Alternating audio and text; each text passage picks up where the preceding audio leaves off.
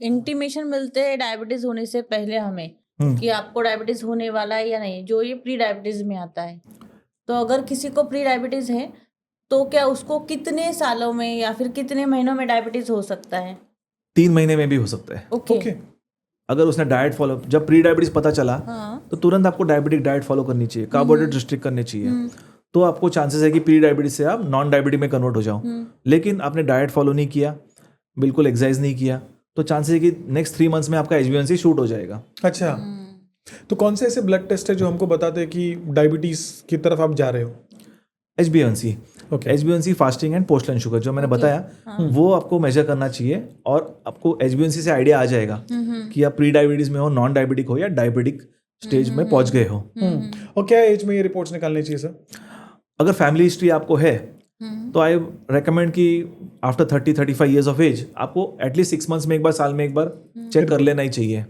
या तो जैसे मैंने आपको सिम्टम्स बताए थे, यूरिन बार बार होना, तो कोई भी एज हो फिर तो उसमें आपको चेक कर ही लेना चाहिए अगर आपको सिम्टम्स आते हैं तो।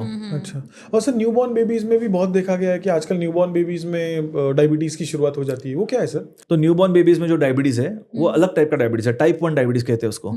उसमें क्या है, जन्मतः जो है आपके पैंक्रियाज में जो बीटा सेल्स है वो नहीं रहते, वो इंसुलिन नहीं बनाते। अच्छा, तो शुगर ऑटोमेटिकली बढ़ती रहती है। जो भी बच्चा कंज्यूम करता है वो मेटाबोलाइज नहीं होता, यूज नहीं होता है बॉडी में, तो टाइप 1 है, उसमें इंसुलिन ही देना पड़ता है अपने को। उसमें गोलियां काम नहीं करती है, तो इंसुलिन के इंजेक्शंस जो वो देने पड़ते हैं। तो मेरा जो यंगेस्ट पेशेंट है वो 8 इयर्स की लड़की है डायबिटीज की, जो टाइप 1 डायबिटीज है। बाप रे। Type 2 you will be surprised कि अभी लास्ट मंथ ही मैंने 11 साल की एक टाइप 2 डायबिटीज पेशेंट को ट्रीट कर रहा हूँ मैं। 11 साल की? यस। तो सर बेसिकली अभी ये बताइए, टाइप 1 डायबिटीज क्या है और टाइप 2 डायबिटीज क्या है? यस, तो ये 2 मेजर टाइप ऑफ डायबिटीज है।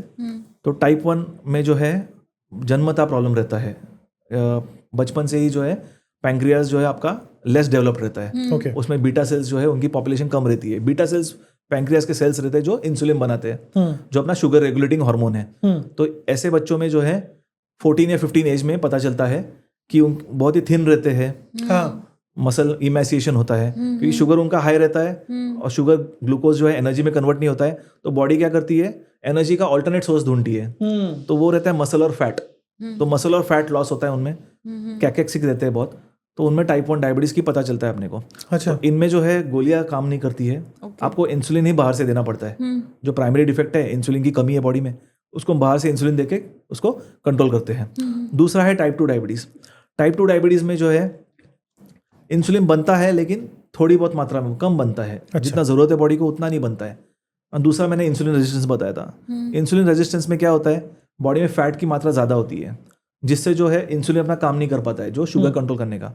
तो ये 2 कंडीशन इसमें टाइप 2 डायबिटीज होता है। टाइप 2 डायबिटीज में मेडिसिन जो टैबलेट्स है वो काम करती है, बट एक और टाइप ऑफ डायबिटीज है जो पैंक्रियाटाइटिस में होता है, जिनको पैंक्रियाज का इन्फेक्शन होता है, वो किसी भी एज में हो सकता है।